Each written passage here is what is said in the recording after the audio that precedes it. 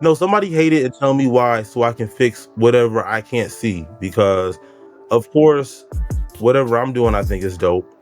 And then, That is what I hear. I never quit. I stayed persistent. I stayed, and I'm saying I as in you. do you have anything that you could think of that you could immediately change that can better, assist in your production or like in the way that you are moving in, your business? Truth in the air, let it speak. Welcome back to another episode of Creative Roots Podcast, where seeds sown become visions grown. So, as y'all can see, we got a completely different setup here today because we have another special guest coming from New York. Our guest today, I'm just going to go ahead and get straight to it. The man himself, Nigel. What's going on, y'all? How y'all feeling?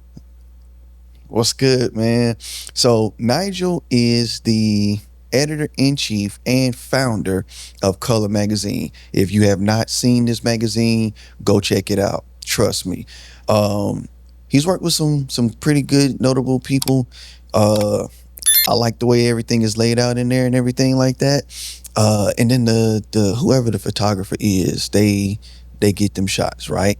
What else I want to say? Oh, that's what it was. This man is the man that has branded me Take Over Tay. Take Over Tay. So if you've never seen any of those messages on our Instagram, go check them out, man. But yeah, Nigel, I appreciate you for being here today, man, all the way from New York. Yeah, I'm excited to be here. I'm excited to get into the conversation. Good. So we've talked a couple times before, off social media, on social media. But a question that I'm going to ask is the question I ask everybody. What got you started in this creative lane, in this creative journey? Well, I think I in hindsight, I grew up around it. My mother was a creative. She was an interior decorator. She sold. She threw her own fashion show in Buffalo one time, where I'm from. My father is a really fly guy. He actually went to college for communications, which was just shocking to me. I just never saw that type of, lane for him, but that's what he went to school for. So I just always kind of been around it, but specifically with like color and just kind of figuring out what I wanted to do.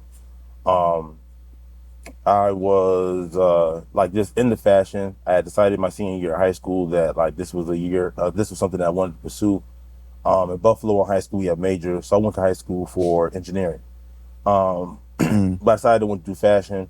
When I graduated high school, I ended up working at H&M down the line, and I met a girl named Allison. Allison used to travel to New York and intern at Teen Vogue for the summer, and then she would just come back to Buffalo. And she told me what a fashion editor does and what she did at Teen Vogue, and I was just hooked ever since. And I just started following that path from there. So you've been on this fashion journey for a while then. Well, just being in the creative space for a while. Mm-hmm. And you said Allison told you about what the editor does. Yeah, she during her internship, she was like, "Oh, the fashion editors." I'm paraphrasing, but she was like, "These are the people who, create the content for fashion magazines." And at the time, I just had this idea of where it kind of dawned on me that, everything that we consume is curated. Everything from the news you watch on TV, the magazines that you read, the content inside of them, the content that you see on TV, on social media, all that is curated.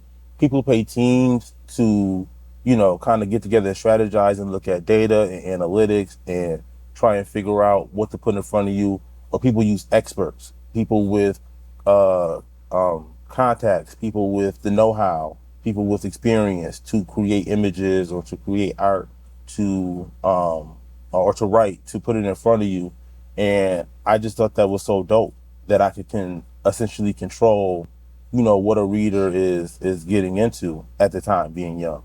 And I just wanted to work in fashion. That's just what I wanted to do, and just kind of finding my lane. Because of course, um, I feel like how Amar, excuse me, that's my business partner. How Shamar kind of goes, like people go, you do pictures. Like a lot of times, people the first thing they ask me is, "Oh, you make clothes? You make clothes, right? Like you're into fashion. You make clothes. Like you make designs." And I'm just like, "No, that's not what I do." But when I first originally got into fashion, I was sketching, because all I just knew was that people make clothes. So, yeah. Yeah. So, like you said, like Shamar say, do you do pictures? Because people do ask that question, which is crazy because we do more than just make pictures, take pictures, right? And in the same thing with you, you don't just make the clothes. You have a set um criteria for what you do because you're not literally the one stitching everything together, but you have the idea for it. And to put that in the magazine takes that vision further past, oh, you make clothes, right? So something that I know for me is even for Shamar, well, pretty much any creative, we see things completely different, right? Hmm. How do you see, no pun intended, color? That makes Like sense? MySpace, like the magazine. Well, that's why I said no pun intended. Oh, So okay. to, I mean, with fashion and everything, how do you see color? Like, how does that come across to you? black. Um, I mean, when I started the magazine, I just knew I wanted you to read it and it for it to sound black. I had Hmm. read somewhere about products, black people's products.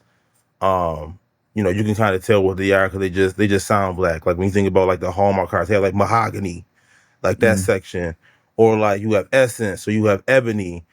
And I just wanted a name that just you read it and you just knew like, oh, those are some like those are some black people doing that.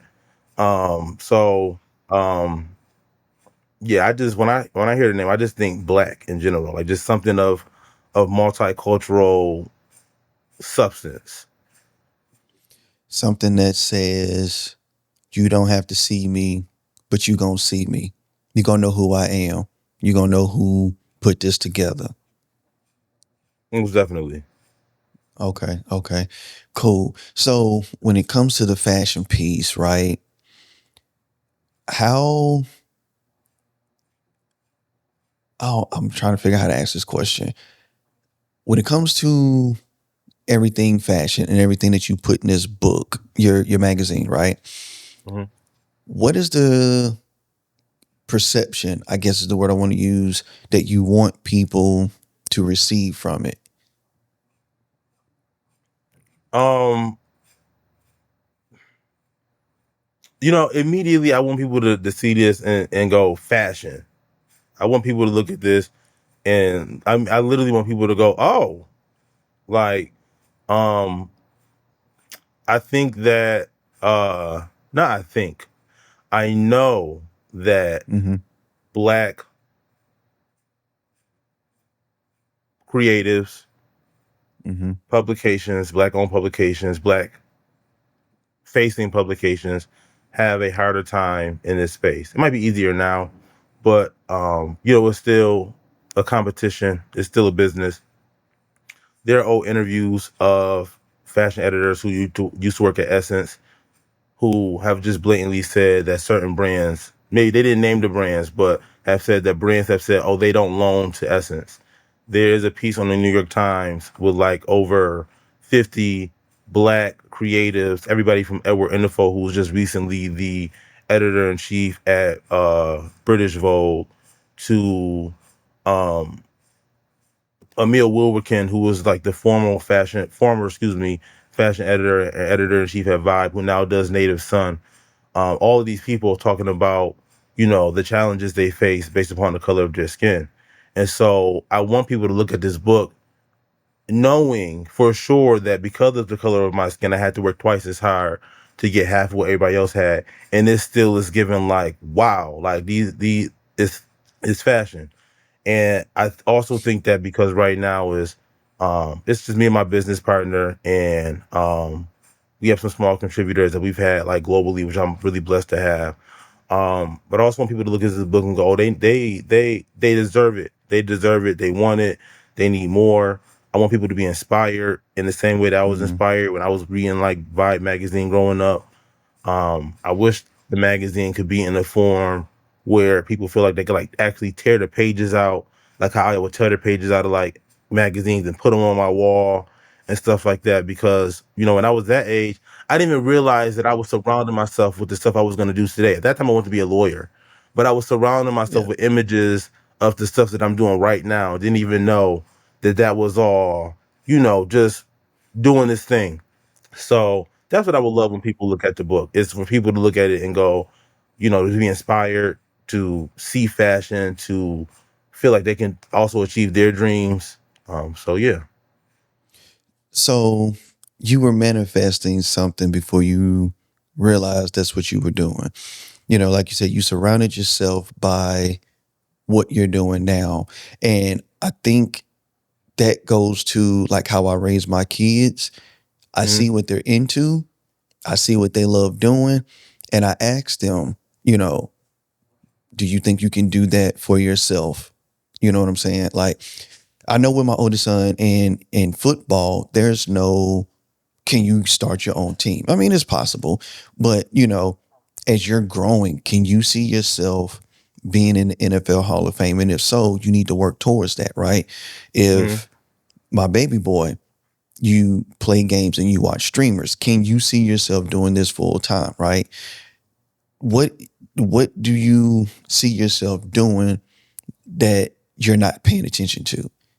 And I know with what you said, like, just letting people know, like, hey, you can do this. You have to know and, pay attention to it. And I think that is something that I know I personally didn't get growing up. It was one of those Hmm. things of, I want to do this. And it's like, oh, okay. Well, you got to work at it. But it's like, I'm not doing any of that stuff that I wanted to do when I was that age because I'm doing now what I consume myself with, thinking about it now, the music, pictures, photography, videography, um, just things that I didn't really pay attention to, like you said. And you spoke about being inspiring. From that standpoint, I feel with things that we do, we inspire people that we don't even know or think we would inspire. Hmm. Um, so I appreciate you saying that because some people don't pay stuff like that any attention. Yeah. So so you've been doing fashion pretty much since high school. You've been paying attention to it more so since high school, Hmm. right after, correct? Um, how has the support been from the early days to, now or until you started color? Uh, I think that I have always had support. Um, I think in the early days, well before color, I've written for other magazines. I like started blogs and stuff, and I was like in my teens and like early 20s. Mm-hmm. Um, and so I think I consider it to have started like then, leading up to now. And I'll say that, in the beginning it's frustrating because, you have this vision. And I think that, when you first, I think you're counting whatever you're after. So if you're selling something, in my case, it was a blog, excuse me. So I'm counting like views and hits and impressions and stuff like that. Mm-hmm. And let's say you look at your social media account, and you look at your friends list, and you go, oh my God, I have 1,000 friends. If 1,000 friends just bought my product for $20, I Yeah. would, if 1,000 people just read my blog a month, oh my God, I would just, or just, read my post, and you quickly find out it's not like that. Um, I think that when you pop out with something, you get Mm-hmm. like a swell of support because it's new and it's exciting. And then you have to go to right after that, you have to go through the journey of actually finding your audience, finding people who are into your product, Mm-hmm. um, or into the thing that you're selling or putting out there, um, you have to go through the process of understanding, or maybe some people don't, that um, your friends and your family are not required to be those people. I'll give you an example. I love fashion. Um, my sister would never pay over $300 for a designer bag. And I do men's fashion. But I say that to say, everything in my magazine is, you know, probably averaging $300 or more. And so I can't expect somebody in my family who may love me and love what I do to want to spend money on something that it's just not even a product that serves me. Doesn't mean that they don't support you. But they have other things that of interest to them that they want to consume and support. And you have your own personal things that you want to consume and support that may not align with your friend's business. That doesn't mean that you don't support them, you don't give to them. But I do think eventually there comes a point as a business person or creative where you have to remember that you have to find your tribe. You have to find your like-minded people. And it's okay that those people are not your family, and transition that thought into now. I think that the support has been amazing. I think that you get to a point also in your journey where sometimes you're just doing what you're doing for so long that people just respect it. It becomes like a household name. Like you may not buy Dawn soap, but if somebody said I went and bought some Dawn from the grocery store, you probably know they're talking about soap, right? And so Right. you kind of get to the point where you go somewhere and you'll have somebody look at you and go, "Oh, how's the magazine going? You've never bought any of the magazines. How do you even know why? Because you've just been doing it for so long that people just start to kind of know." Right. Right. And you go through that journey of feeling like, well, how do you know, to kind of realize like actually no, like that's what's supposed to happen. It's no different than everybody knowing what Dunkin' Donuts is, but you may not even go there to grab a donut. You might Or go to Tim Hortons. McDonald's. Or McDonald's. You know what Tim Hortons is. You might go to McDonald's. Right. Um, so there's also a great space to be in where you've been so consistent with your work that people just know it whether they're consuming it or not. Those Right. are Right. impressions. Those are the things where it flashes by somebody like how you're scrolling, but eventually you scroll somebody's post 12 times and you're like, who is this person? It's no different. And so I think the support, not only in that aspect, but in the industry of just, getting securing talent, clothes and wardrobe and makeup artists and going to events and just people kind of seeing us. I think that has been a really dope response, both with, readers and, within like colleagues. So the support left the initial confines of the home, and I'm heavily paraphrasing, but Mm, the small circle, like the inner circle, family and friends, and it's much bigger than, I'm not going to say bigger than what you thought or expected, but it's in a space where I know this guy. I know mm-hmm, your face. I know, oh, you're the guy that does the magazine. mm-hmm, And support is a crazy thing. And I wanted to say this, and I'm pretty sure I said it before. You can't rely on family and friends to push your vision if, like you said, it's not something that they're into, and Shamar's over here doing something. I just see something on the wall. My bad, y'all.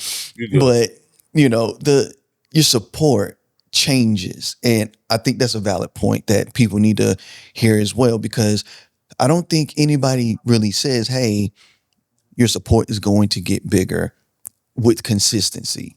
So that being said, you can't do, so for like you can't put out two magazines and then just be like, ain't nobody buying my magazines, I quit. You can't be the CEO, the editor-in-chief, the writer, and get your team, you putting all this stuff together and then be like, hey, we got two, ain't nobody buying, we shutting it down. Because this is a passion for you. This is something that you want to do, something you want to pursue. And that's another thing people really need to listen to as well, just consistency is key. We hear a lot of big people say that, mention it, but you really have to know what that looks like for you. That doesn't necessarily have to mean posting 5 times a week. It could just be posting 2 times a week, 3 times a week. Just keep it consistent, and I had another point that I was going to get to, and I'm trying to remember what it was. I lost it. But at the end of the day, knowing that support comes along the way, and people got to know that. Y'all have to really know you can't rely on mom, dad, brother, and sister to fully support your dreams, because like Nigel just said, they may not be into it. Everybody doesn't need a photographer or a videographer. In my case, everybody doesn't need a graphic designer, but if they at least say something, they're telling people, okay, fine. But you have to know who your target audience is. That's what it was. You got to know who your target audience is. And I tell people, mom and dad, brother and sister, they're not your target audience. You have to get out of that, because even if they are in your target audience, you have to know that there's going to come a point where they're not going to buy every single thing that you put out. Like for me, I know when with my uncle, he collected the Source magazines. So you may have people that collect every color magazine, right? That's a huge support system for people too. So from that, how many people, or what does the negativity look like? Was there any negativity in the process? Just people being like, hey, nah, or No, I wish it anything? was though. Oh, Um, that's definitely different. Well, I yeah, mean, I give or just take, that's sometimes different. I just get so tired of hearing, "Oh, we love color. We just love what you're doing." Like, no, somebody Yeah, hate it and tell me why, so I can fix whatever I can't see. Because, right. of course, whatever I'm doing, I think is dope. And then, um, I'm definitely somebody that can point out whatever I think is like my flaw, or like we just did a Hmm. magazine. We just put out a book recently, and we were talking about it, and I was telling my business partner, okay, this is what I love, what I did, but this is also the part that I'm like, oh my god, this is my low part of the book. um but sometimes I just wish for a well-rounded feedback, so that the things that Yeah. I can't see, or the things that I'm just like oblivious to, I can hear. And also I think that just sometimes people throw shots, and you just got to just save that for later. Like, somebody might be telling you something and you just don't even so I I love the love, but I most definitely wish that, as far as like maybe feedback is concerned, You see that? For as those of y'all feedback is that can't concerned, see, Shamar put "We Love Color" on the that we screen. got some constructive criticism. I will say though, Yes. I think that I think on the business end of what I do, so the creative part is like the 10% of what I do. It's me being Hmm. on studio, or on set, excuse me, styling, actually, that part of the job. I think the business part of actually acquiring the clothes and stuff like that, you definitely face rejection in that space, for a number of different reasons. And I also think that if you're in any business, there's no way possible that you are being told yes more than you're being told no. Hey, real quick, just wanted to say thank you all for tuning in to another episode of Creative Roots Podcast. If you are a creative and you're interested in being a guest on this podcast, feel free to send a DM on Instagram or TikTok, and you can find us at Creative Roots Podcast on both, Creative Roots Podcast on Facebook, and we look forward to talking to you soon. Back to the episode. And I also think that if you're in any business, there's no way possible that you are being told yes more than you're being told no. And so I think that maybe if those no's are negativities to some people, at one point they wanted to be like, oh my, we're not growing. People keep telling us no. That can be frustrating.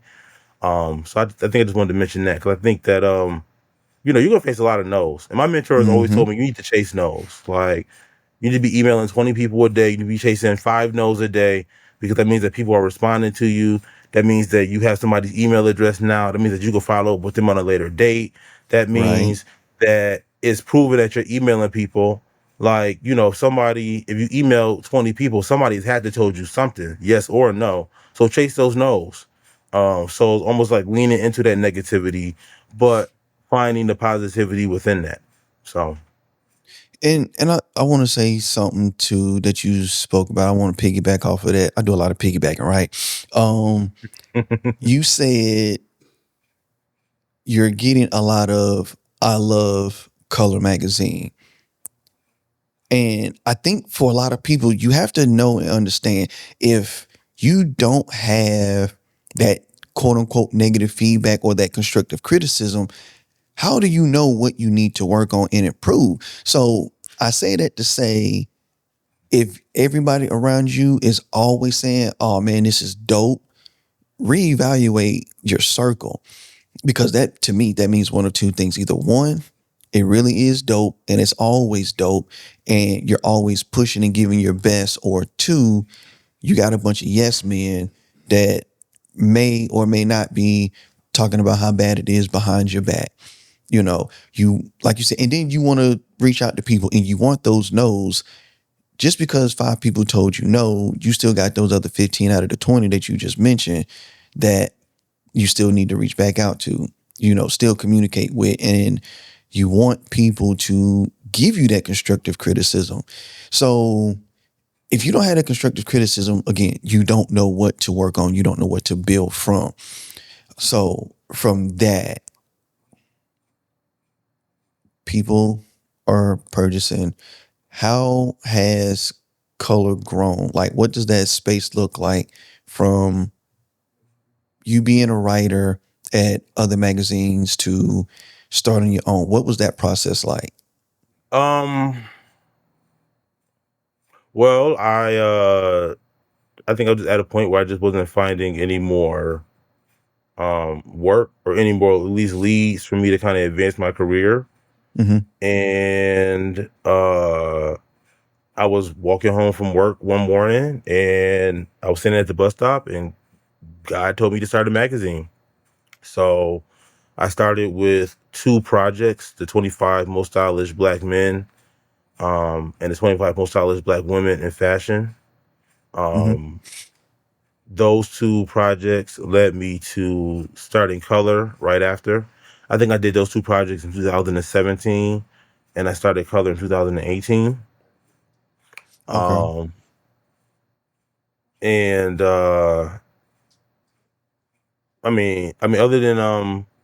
other than the work that I did with my mentor, the amazing Angela Giltrap, who had her own magazine, Heaven Has Hills, who I worked with or worked under. Mm-hmm. I had never worked with a team or never had worked with a like a mainstream magazine before. And so I was just winging it, just based upon all of the things I had picked up along my journeys of um freelancing. Um but like I had never designed a book before. The first few, like all the books that we had put out up until maybe about a couple years ago, I was designing. I had no experience doing that. They look awful, but if I thought about if I could do it for free, I'm gonna do it. My first couple of books, those first 2 projects, I designed them literally in pages on my MacBook and turned it Mm-hmm. into a PDF. Then I moved on to Bookright. Um, the first time I ever styled a shoot or requested clothes from PR people was for my magazine. The first time I ever requested a model for a shoot was for my Mm-hmm. magazine. The first time I ever requested talent, grooming. I mean, just a gauntlet of things. I have just experienced by just winging it, um, based upon the knowledge that I have, the bits and pieces that I can pick up from people, and what I feel is right. So, I guess the growth has been tremendous. Tremendous, not only for the magazine but for myself. Right. It's been a really, really really long journey. I feel like it's still only at the beginning. But I mean, we done some dope stuff. We have shot people who have won BET awards and Emmys and Grammys, and um, I've worked with people who I've actually wanted to work with. I've manifested shoots with people who I literally was on the phone with my business partner and saying, "This is the person that I want to shoot," and to actually go after them and get them. So, Mm-hmm. the growth has been dope. It's taken me to London. It's taken me to Paris quite a few times. Um, I even feel like we are in some ways very self-sufficient. Like I feel like we're a part of the digest of fashion in some ways, because of the fact that we can go to the fashion shows. If I want to pick up and do something in menswear, I can kind of just pick up and do it. Because I have my platform. Mm-hmm. So I think the growth has been dope. I like growth. Oh wait, and I want to mention, because somebody might say something. The print book. We have gained advertisers. We have worked with NBC Universal. We have just did something with Warner Brothers. Um, we are going to be having Artbox as an advertiser in the future. So hopefully somebody is getting their ad together. And so I think Shots that fired. those are also spaces of growth that we have, accomplished as well. So the biggest takeaway right now, stick Not to to take your away from takeover. dream. You said what? I said not to take away from takeover. Yeah, the takeaway from takeover. Yes. The biggest takeaway so far has been I never quit. That is what I hear. I never quit. I stayed persistent. I stayed and I'm saying I as in you. Mhm.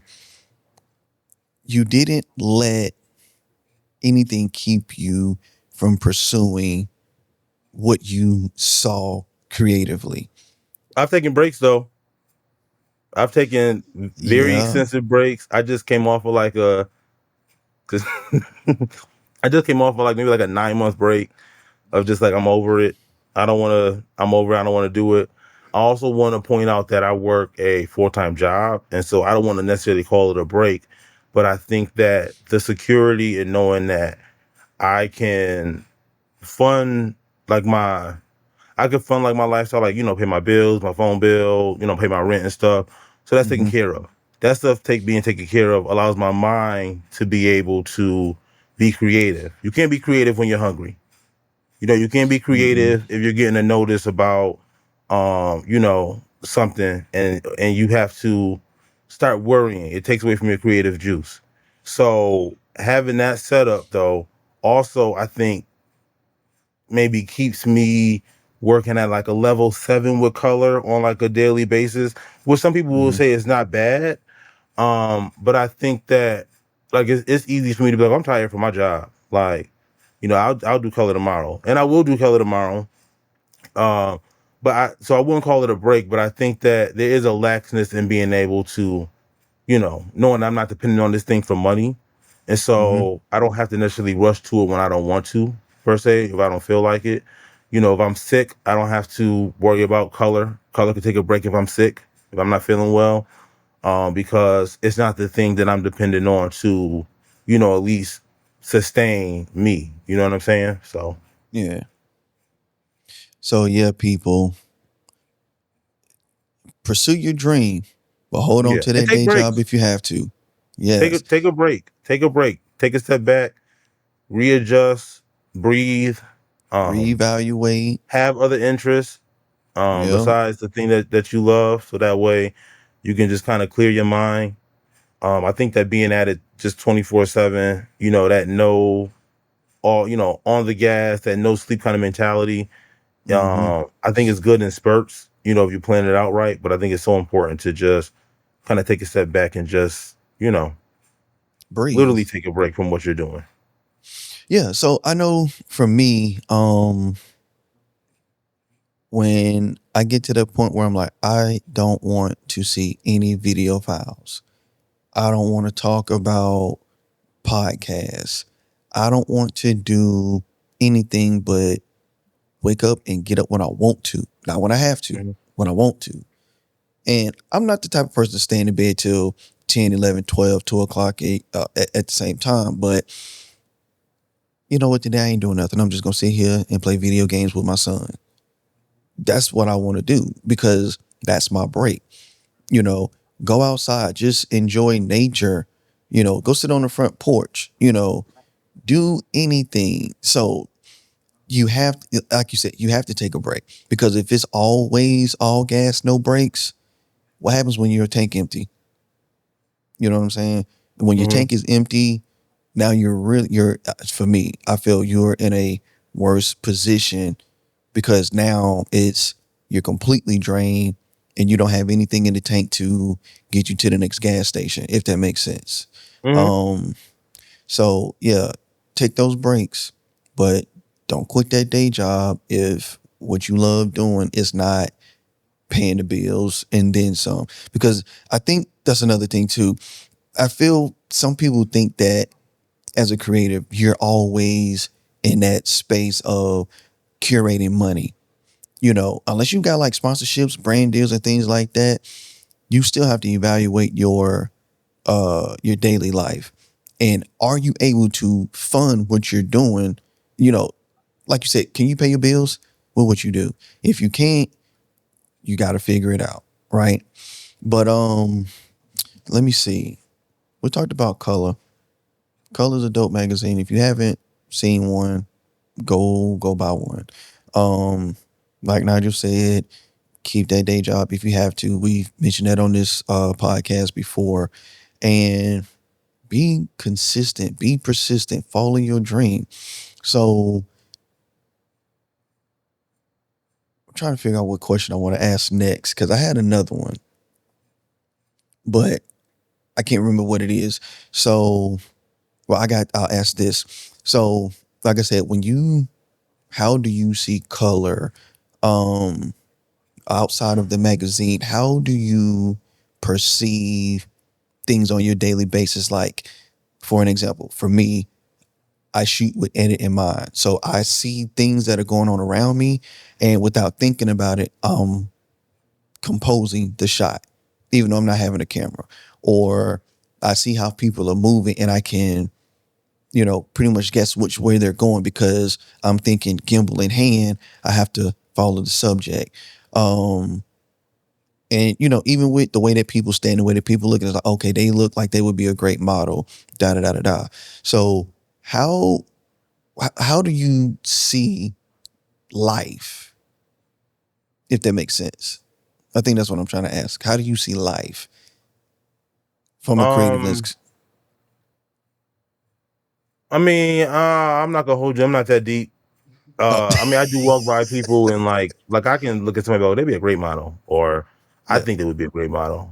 Um, or I may love somebody's outfit or take a mental note about what they're wearing, the styling, probably the styling, the Hmm. brands they may wear that I can recognize or something like that. But uh, I'm not that deep where like I'm just kind of like in like this creative zone when I'm moving around and kind of like watching. I Hmm. I just be moving. Okay. Yeah. I mean, I'm not. I don't know if I'm that deep or not, right? Because it's my Mhm. mind, so I can't compare that, right? But I do know sometimes I'll see something and I'm like, oh, that would be good here, whatever, whatever. Mhm. But so I guess that's another thing too. If your mental doesn't have to be that deep and you don't have to always be so focused on creativity 100% of the time that your eyes are open, right?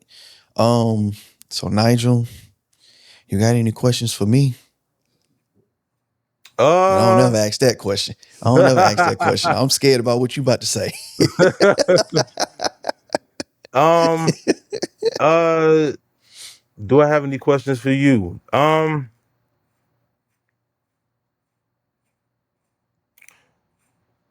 What is the what is the most I think immediate goal for you with um Creative Roots podcast in terms of the episodes you already put out, being able to already see, assess what you've already done and then knowing that you can kind of apply, what you've learned into your next episodes. What are some things that you are immediately looking to kind of change or adjust? See, I wasn't okay. What have I seen from previous episodes? My immediate goal with Creative Roots Podcast is to get people in front of their existing audience, um, and an audience that is not their existing audience, to basically to put people in a space where they can let people know what they do, right? Um, that's basically the most immediate thing. Just let people know you're here.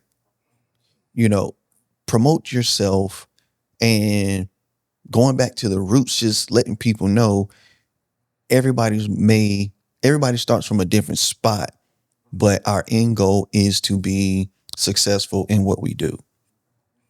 Hmm. That makes sense. I I Yeah. I, I think that that'll be the shortest answer I can possibly give, to let people know everybody starts from somewhere. Doesn't matter what city or state or country you're in. The biggest thing is you have to start. Keep that mindset of being consistent, being persistent. Um, Promote yourself. That's why I tell people, send it, fill out the lead form on IG, contact me if you're wanting people to know you're here. But, it's levels to it, right? But I think that's my immediate goal, to just let people know everybody starts from something somewhere. I think you asked Okay. another So question. what about this? How about so I think I find this hard for myself. We talk to people, we are, creators are creative, and everybody's sharing, what somebody think they should do, the advice they have based on their own experiences and stuff. Hmm. Especially when you're from the outside looking in. A lot of times you could hear somebody's problem, or you can hear just doing, and you can immediately go, "Oh, you should do this. Oh, that's easy. Just like do X, Y, and Z." Um, Hmm. but a lot of that advice also, like I said, comes from our experience. How easy or hard is it to apply your own advice, like when nobody's watching? It's very difficult, because Shamar gets on me about this all the time. He says, Tay, how is it that, like you said, you're so quick to tell everybody else what they should do, can do, and the best course of action for themselves, but you sit in a place of IDK when it comes to what you do? And I'm like, I guess because I'm still on the inside looking out, and I'm able to help people out of their situation. So I put it this way. It's like the crabs in the bucket mentality, right? But I always say it's different. That crab that's trying to get out, when that crab is holding on, I look at that like that's the crab that's saying, hey, help me get out. Not the crab that's saying, hey, come back, right? Hmm. So it's easy to say, hey, let me show you the way out, grabbing that other crab out. But then it's more of me holding on to the bucket, and then that crab crawls over me to get out. But then I go back in because I don't see my way out, if that makes sense. No, actually, that does, I actually like the way you put that. Thank you. Thank you. That takes practice. So, so it's like, for me to be able to take my own advice, I also have to rewrap my mind around the advice that I'm giving. Because it's easy to say, okay, listen, we do social media growth strategies, right? We help people with their podcasts. We help people grow their podcasts. But then I sit and I'm like, and Shamar's like, so you're not gonna put that out? And I'm like, put what out? You got all these pictures, the videos, da da da da. You're not gonna, and I'm like, oh, I forgot. I didn't even think about it. So to apply it to an extent, for me, I feel that there needs to be a space for me to apply things to Creative Roots, things to Charlotte Podcast Studio without, I don't want to call them distractions, but just basically giving myself the space and the time. But we're always busy doing something to where it's just like, okay, boom. And I'm working on it, but it's for me, it's definitely on a scale of 1 to 10, about an 8 as far as difficulty. Okay. But I'm So trying. you said That's just something which being is like real. we're always busy. I just had this conversation with somebody Yeah. where we are always busy, but we are not always busy. And what I mean by that Right. is, um, I could call somebody could call me and ask what I'm doing, and I could be like, "Oh, I'm working on color." Working on Yeah. color could take 15 minutes or 2 hours, depending on what is given, depending on what you about to ask me. Right. You know what I'm saying? Right. So, with that in mind, do you have anything that you could think of that you could immediately change that can better, assist in your production or like in the way that you are moving in, your business? My I'm gonna give sleep. mine first. I'm gonna give mine while you think of yours. So Go I'm a ahead. smoker, Uh-huh. and I just told somebody if I would just stop smoking, it would just change my life completely. I would have um time because not only does it take you maybe 15 minutes or so to smoke, I want something to watch while I'm doing it. And shows are half an hour to an hour. So I want to Mm-hmm. watch the show. And then I want a little juice and a little snack. So that's about $5. And that's every time I want to do something. So many things would just immediately change and give me not only the time to do more things for my business and maybe for stuff personal, but more access to my own personal capital that I swear that I don't have to do my business, but I do have for my little snacks and my little, you know what I'm saying? Yeah. I think I'm trying to figure out how to word this. I know what I'm trying. I see the bigger picture of what I'm trying to say. I'm trying to put it into words. Because I immediately want to say stick to my schedule. Well, I'll put it this way: stick to my schedule, but know how to pivot as needed. So, Hmm. have you ever seen the movie The Accountant? No, I'm not a movie guy. Okay, so in the movie, Ben Affleck's character, he has uh some type of autism. Uh, and his end result is I gotta finish. I gotta finish. And it's basically like when I'm working on a task, I have to finish it before mentally I can move on to the next thing. And I'm having to get myself in a position where I learn how to pivot. For instance, if I say, okay, I'm working on your episode, I need your intro or your logo or your brand kit so I can use your brand colors, da da da da da. I'm completely done with your episode. So now I'm asking, how do I move on? Because I feel mentally I can't move on until I complete this task. So I got to figure out how to work on what I'm working on, stick to my schedule, and be able to pivot. That's what I got to work on. Okay. That So was my last question. okay. So Nigel, I appreciate you being here. I appreciate you asking those questions too, because I just ask all the questions. I don't really get questions asked like that. So I appreciate you being here, man. Um, Again, if y'all have not checked out Color Magazine, make sure you do so. There are a plethora of I was about to say episodes, volumes. Is that the right word? We have plenty of digital cover stories. You can check out everybody from Yes. Shashir Zameda. We have Marlon Wayans. Uh we just did Luke James, Jacob Lattimore, BJ the Chicago Mm-hmm. Kid, Yep. Michael Evans Belling. So we have the digital covers, we have print books you can buy.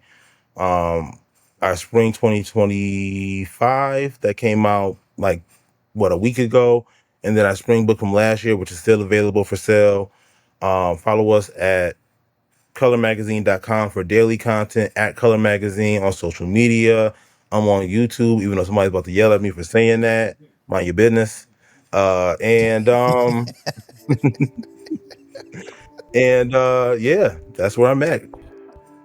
Okay, because that was my next question too. Where can people find you? But he already told y'all. So, um, yeah, man, I think that wraps up this episode, Nigel.